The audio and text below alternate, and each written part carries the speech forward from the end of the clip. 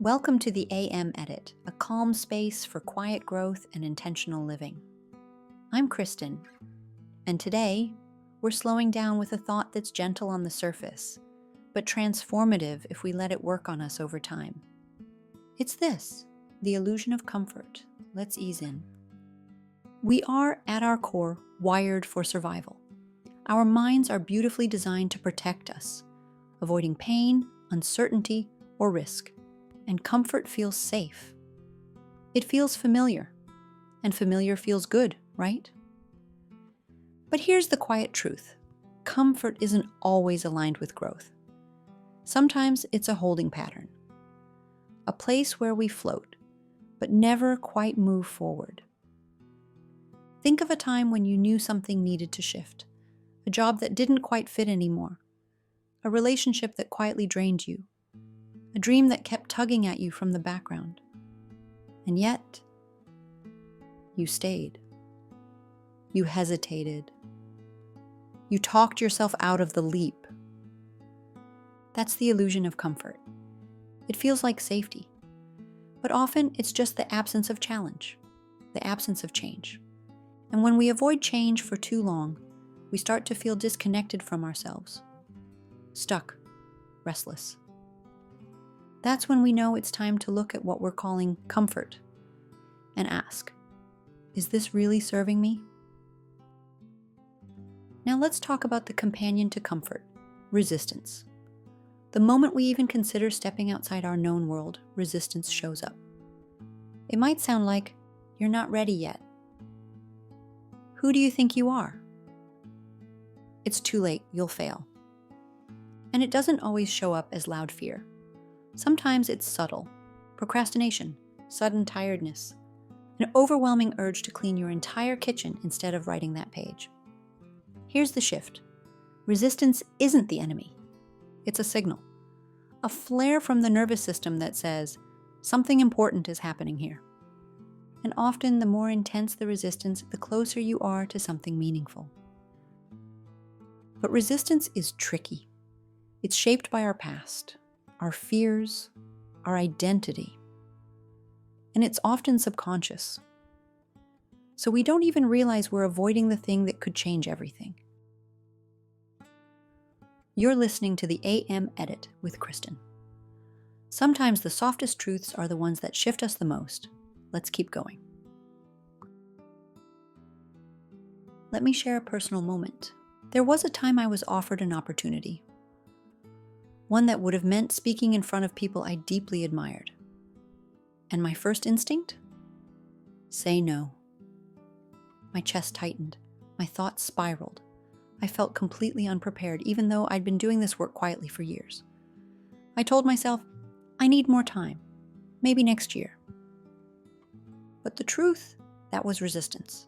So I paused, took a deep breath, and asked, what am I actually afraid of here? And the answer was, being seen. Fully, not perfectly polished. Just me.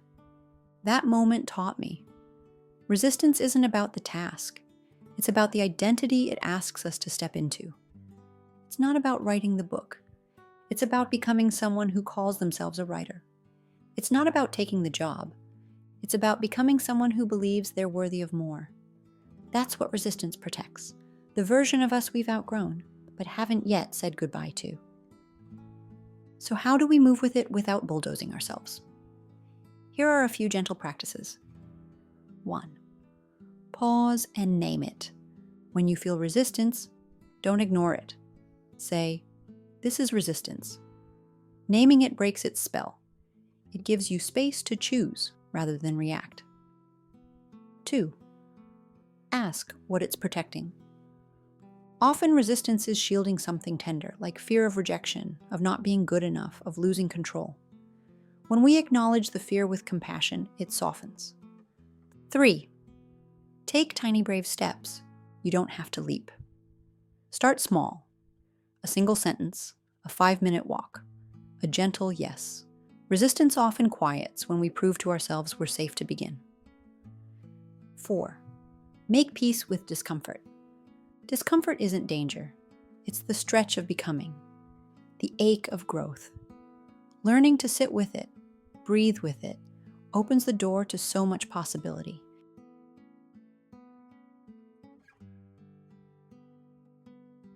As we begin to close, here are a few questions to explore in your journal, or just on a walk today. Where am I choosing comfort over alignment? What would I do if I trusted myself more than I feared change? What old version of me am I being asked to release? What's one small act of courage I can take this week? Let those questions live with you. You don't need quick answers, just a willingness to listen. Living with resistance means befriending it, expecting it. Not as a sign you're failing, but a sign you're growing. It means honoring it without obeying it. And when we do that, when we keep showing up gently again and again, we stop resisting resistance. We start transforming it, and through that process, we become someone new. Before we wrap up, I want to leave you with a few questions. Not the kind you have to answer right away.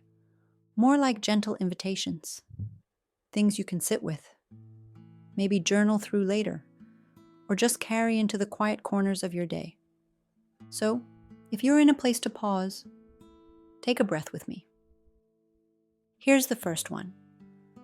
Where in your life are you choosing comfort over alignment? You know, that thing that feels safe, but if you're honest, it's kind of holding you in place? Yeah, that one. And how does resistance usually show up for you? Does it sound like procrastination?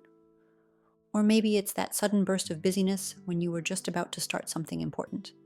Or maybe you just shut down a little. No judgment, just notice. Now this next one's tender. What might that resistance be protecting?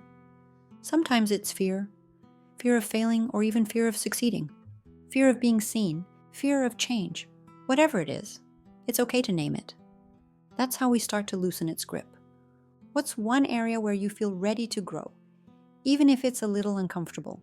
And what's one small step you could take toward that this week? Not a leap, just a nudge. Think back for a second. Can you remember a time you moved through resistance and felt proud afterward? What helped you then? And could you bring a bit of that energy into where you are now? Here's a big one. What version of you are you being asked to let go of? Maybe it's a role, a belief, a way of playing small. Whatever it is, what would it feel like to thank that version and gently let it go? And finally, what version of you are you stepping into? What does that version believe about herself? How does she move? What does she no longer apologize for? You don't need to answer all of this right now, or even today, but maybe pick one that sticks. Let it simmer. And if you want them written out, I've put them together in a little companion sheet for this episode. You can find it linked wherever you're. Thank you for sharing this quiet space with me on the AM Edit. Growth doesn't always roar. It doesn't always announce itself. Sometimes it sounds like a whisper. Sometimes it feels like resistance. But it always begins with paying attention. If today's episode offered you something, clarity, encouragement, a nudge, pass it along to someone who might need the same light. Until next time, stay open, stay gentle, and keep growing.